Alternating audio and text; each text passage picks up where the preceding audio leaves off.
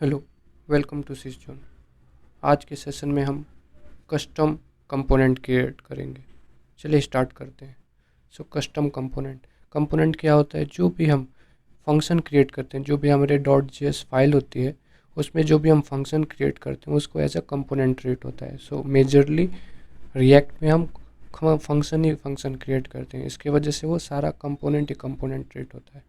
हम कैसे component create करेंगे? जो ऐप है ये भी एक कंपोनेंट है, ओके, बट ये इनबिल्ट है। जब हम फर्स्ट टाइम रिएक्ट का कोड रिएक्ट इंस्टॉल करके फर्स्ट प्रोजेक्ट क्रिएट करते हैं तो उस समय ये बाय डिफ़ॉल्ट कंपोनेंट क्रिएट होता है। बट हमें कस्टम करना है तो हम क्या करेंगे? जो सोर्स फोल्डर है इसमें हम क्रिएट करेंगे। यहाँ पर हम शॉर्टकट भी यूज़ कर सकते हैं। आप यहाँ पर देखोगे या होवर करने पर ये जो पहला है न्यू फाइल क्रिएट करता है और सेकंड वाला न्यू फोल्डर क्रिएट करता है। यहाँ पर हम सोर्स पे क्लिक करके न्यू फोल्डर क्रिएट करते हैं, न्यू फोल्डर, और फोल्डर का नाम दे देते हैं कंपोनेंट्स। नाउ इस कंपोनेंट पे क्लिक करके इसके अंदर हमें एक और फाइल क्रिएट करनी है, तो यहाँ पर हम फाइल पे क्लिक कर लेते हैं शॉर्टकट, और उसका नाम दे देते हैं एक्सपेंस आइटम डॉट जेएस। यहाँ पर हमने अपना एक एक्सपेंस आइटम डॉट जेएस करके फाइल क्रिएट कर ली कंपोनेंट फोल्डर के अंदर। अब इसके अंदर हम फंक्शन क्रिएट करेंगे। यहाँ पर हमने फंक्शन क्रिएट कर लिया है। फंक्शन का नाम है expense item function, curly braces के अंदर ये फंक्शन रिटर्न करेगा एक HTML वैल्यू रिटर्न करेगा। फर्स्ट कंपोनेंट हमने इसका नाम दे दिया है, ओके। ये हमने फंक्शन क्रिएट किया। अब ये फंक्शन क्रिएट करने के बाद अगर हमें इस फंक्शन को दूसरी फाइल में यूज़ करना है तो हमें क्या करना होगा? इस फंक्शन को एक्सपोर्ट करना होगा। एक्सपोर्ट डिफ़ॉल्ट,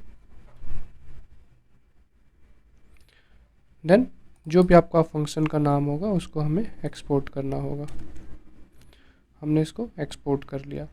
एक्सपोर्ट करने के बाद क्या होता है? हम इस function expense item dot JS file के अंदर जो फंक्शन है उसको हम दूसरी फाइल में यूज़ कर सकते हैं। तो हमें ये जो आइटम है फर्स्ट कंपोनेंट, ये जो HTML हेडिंग है, इसको हमें डिस्प्ले करना है। अभी आप देखोगे मैंने यहाँ पर ये सर्वर रन किया हुआ है तो बस इतना ही दिखता है, इसके अलावा अभी कुछ नहीं दिखा क्योंकि हमने कोई चेंजेस नहीं किया अभी तक। ये फंक्शन अगर हमें डिस्प्ले करना है तो हमें app.js फाइल ओपन करनी होगी, और इस फाइल में हमें ये जो कंपोनेंट है एक्सपेंस आइटम जो फंक्शन है उसको इंपोर्ट करना होगा। तो हम यहाँ पर इंपोर्ट कर लेते हैं, इंपोर्ट एक्सपेंस आइटम।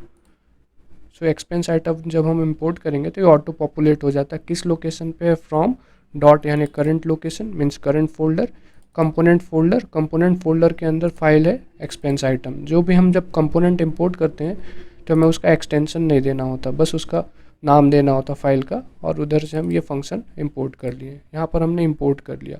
अब इसके बाद देखोगे मैंने इसको सेव कर दिया है। यहाँ पर एरर दे रहा है। क्या एरर दे रहा है? Means warning, expense item is defined but never used, no used where, okay. ये वेरिएबल यूज़ नहीं हुआ। तो कंपोनेंट का यहाँ पर क्या एडवांटेज मिलता है? हम एज इट इज़ यहाँ पर देखोगे ये जो फंक्शन है, मैं इसको मिनिमाइज़ कर लेता हूँ।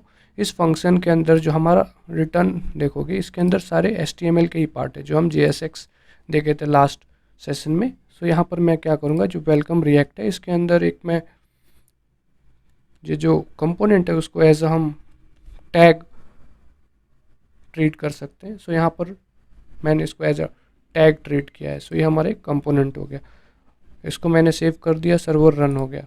आप देखो कि ये फर्स्ट कंपोनेंट जो भी हमने कंपोनेंट पहला क्रिएट किया था उसके अंदर JSX कोड था, उसको हमने इंपोर्ट किया app.js फाइल में और उसको रन किया, तो ये रन हो गया। इस सेशन में हमने देखा how to create a custom component in react.